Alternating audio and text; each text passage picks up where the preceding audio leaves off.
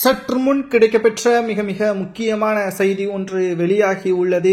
பன்னீர்செல்வம் தலைமையில் மாநாடு. மதுரையே ஒட்டுமொத்தமாக அதிமுகவின் தொண்டர்களும் நிர்வாகிகளும் பன்னீர்செல்வத்திற்கு ஆதரவுகள் தெரிவிக்கக்கூடிய நாள் செப்டம்பர் மாதம் என்ற தகவல் கிடைக்கப்பெற்றுள்ளது.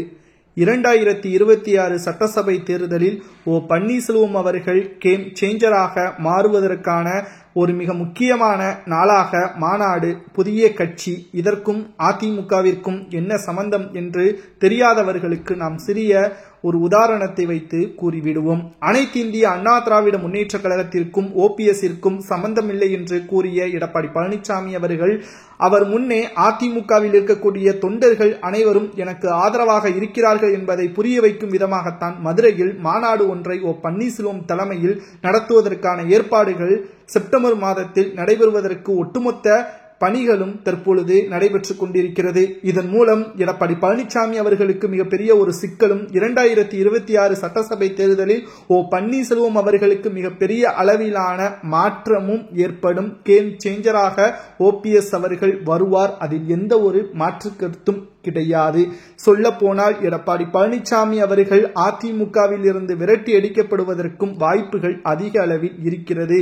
ஆனால் பன்னீர்செல்வம் அவர்கள் அதிமுகவை மீண்டும் கைப்பற்ற எண்ணம் இருந்தது. ஆனால் பன்னீர்செல்வம் அவர்களை நிராகரிக்கக்கூடிய வகையில் நிர்வாகிகள் அனைவரும், மூத்த நிர்வாகிகள் அனைவரும் எடப்பாடி பழனிசாமிற்கு ஆதரவாக செயல்படுவதன் காரணமாகத்தான் புதிய கட்சியை ஆரம்பித்து அதிமுகவின் தொண்டர்கள் மத்தியில் ஒட்டுமொத்தமாக தான் யார் என்பதை நிரூபிக்கும் விதத்தில் பன்னீர்செல்வம் அவர்கள் புதிய அத்தியாயம் ஒன்றை கையில் எடுத்துள்ளார். 2026 சட்டசபை தேர்தலில் பன்னீர்செல்வம் அவர்களுக்கு மிகப்பெரிய அளவிலான மாற்றம் நடக்கும் என்பதில் எந்த ஒரு மாற்று கருத்தும் கிடையாது.